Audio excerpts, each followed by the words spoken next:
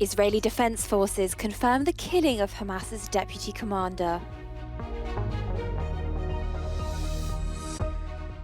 Over half of respondents name illegal migration as a priority concern in the EU.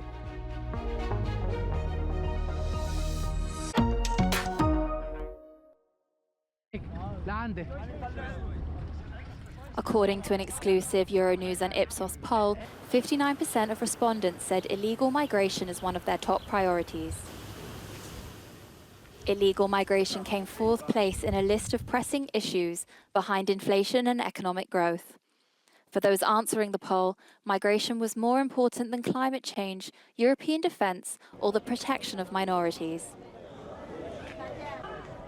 According to Andrew Yedes, director of the Migration Policy Centre, negative perceptions of migrants in Europe has increased after the pandemic.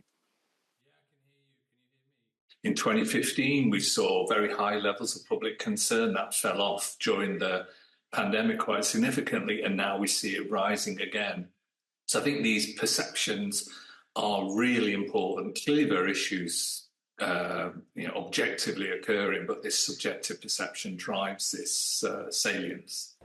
The Netherlands, Germany and Portugal are the countries where most people think the fight against illegal migration should be a top priority. In all of them, the far-right parties are on the rise. A significant thing is the presence of radical right political parties, Wilde in the Netherlands, Alternative for Deutschland in Germany and Chega in Portugal, political parties which have politicised the migration issue and I think have been driving or contributing to public concern about the issue. At the same time, the EU policy on the topic is sharply criticised. 51% of the respondents consider it negative, while only 16% positive.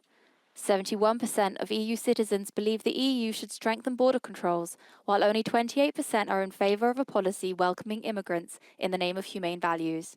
I think fundamentally it boils down to people wanting to see a system that works, to see that there is a system and that it functions and that member states can agree with each other.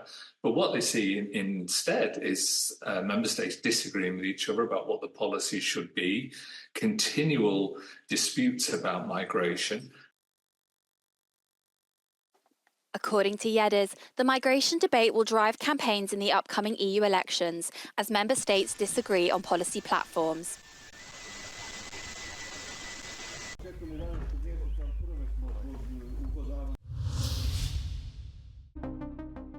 Turkish authorities have detained 40 suspected Islamic State militants following the terror attack on Moscow City Hall on Friday, which killed at least 137 people. More than 2,900 people have been arrested in Turkey on suspicion of belonging to the jihadist group since the 1st of June 2023.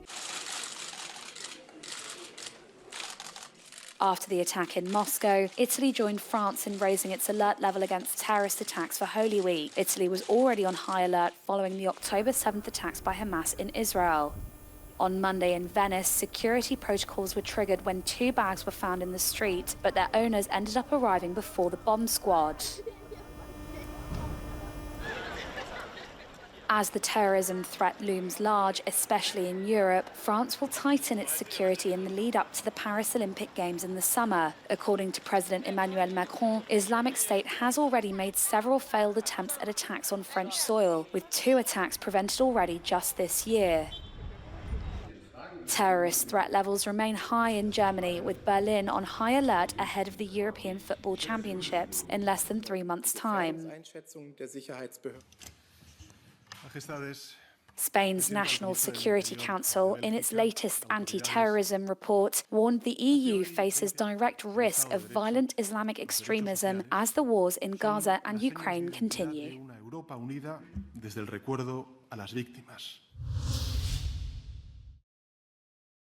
The Israeli Defense Forces have confirmed the killing of the deputy leader of the Hamas armed wing in the Gaza Strip 2 weeks ago. Tel Aviv claimed he helped plan the attack in Israel on October 7th, where over 1,000 people were killed. מרואן עיסא חוסל בתקיפה שביצענו לפני כשבועיים יחד עם רזי אבו תמאה. מרואן עיסא, סגן של מוחמד דף, מספר 3 בחמאס, מתכנני הטבח של 7 באוקטובר. רזי אבו תמאה, מפקד חטיבת מחנות המרכז של חמאס לשעבר, וכיום אחראי על אמצעי הלחימה והרכש של חמאס על כלל מערכיו. Israeli Prime Minister Benjamin Netanyahu has called Hamas's conditions for a ceasefire delusional. Hamas have rejected a truce put on the table by Israel, saying that Israel is ignoring the group's core demands. In Rafah, at least 16 people were killed when a strike hit a residential building overnight on Monday. 3 families originally from Gaza City were sheltering in the house. بيصير هادئ بخلص الحرب بيصير صفقة لو احنا ننام لسه على الساعة 12 ونص عمال قاعد بدي انام يعني خلص صاروخ في 16 دمر البيت على الآخر. Additional aid has been dropped over the Gaza Strip. Due to the ongoing blockade, aid delivery is constrained to sea or air routes.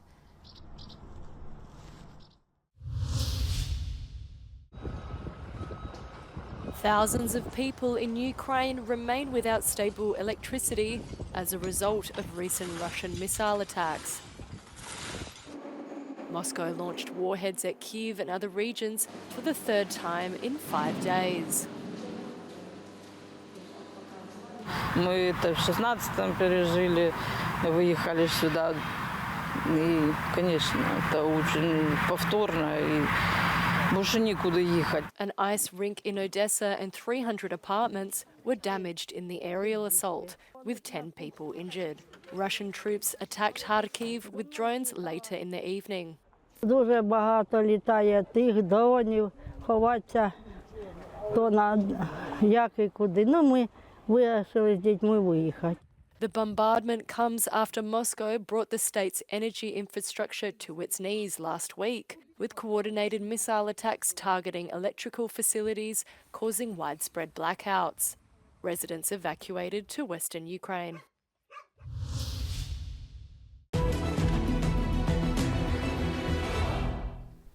Ukrainian officials stated that the Ukrainian strike on the occupied Sevastopol in Crimea on the night of the 23rd of March targeted more Black Sea Fleet ships and caused more damage. In addition to the large landing ships Yamal and Azov, Kyiv claims it has also struck the reconnaissance ship Ivan Hurs and the large landing ship Kostiantin Olshansky. Now, Kostiantin Olshansky was part of Ukraine's naval fleet until 2014. It was one of many Ukrainian ships seized by Russian forces during the illegal annexation of Crimea in 2014. Navy spokesperson Dmytro Platenchuk said damage to the vessel was still being determined, but specified that it is not, quote, combat capable. Ukraine's defense ministry said, quote, Russia planned to use the ship against Ukraine. Therefore, Ukraine struck Kostiantin Olshansky with the Ukrainian-made Neptune missile. Few days before the weekend attack, the UK Defence Ministry assessed that the Russian Navy had already likely resorted to limiting its operations to the eastern Black Sea to, quote, preserve the fleet as its losses mount.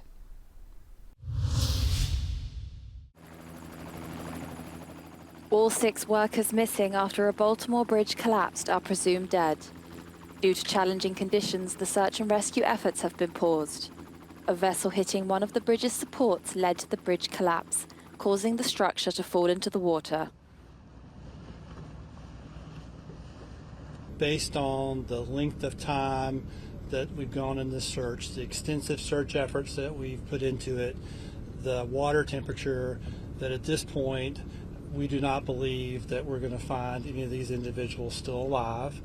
Residents of Maryland are worried about the economic impact of the bridge collapse. Analysts say the incident will force vessels or their cargo to be rerouted, potentially creating delays for importers and raising costs. The Beltway is going to be down for 4 years. But the main thing they got to do right now is get that shipping channel open, because you're going to punish Baltimore, the cruise liners, Caterpillar Heavy Equipment, Mercedes-Benz, our coal export, everybody. That's our biggest moneymaker in the whole state, right there, the Port of Baltimore. And now your moneymaker is shut down.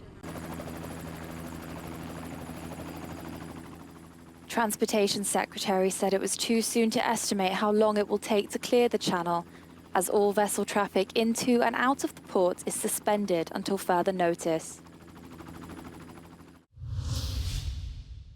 German Vice-Chancellor and Minister of Economy and Climate, Robert Habeck, warned that Europe must ramp up defence spending during a global conversation with Euronews. Man hat nicht gesehen oder man wollte es nicht sehen, was Putin treibt, wie stark er dort seine Armeen aufbaut.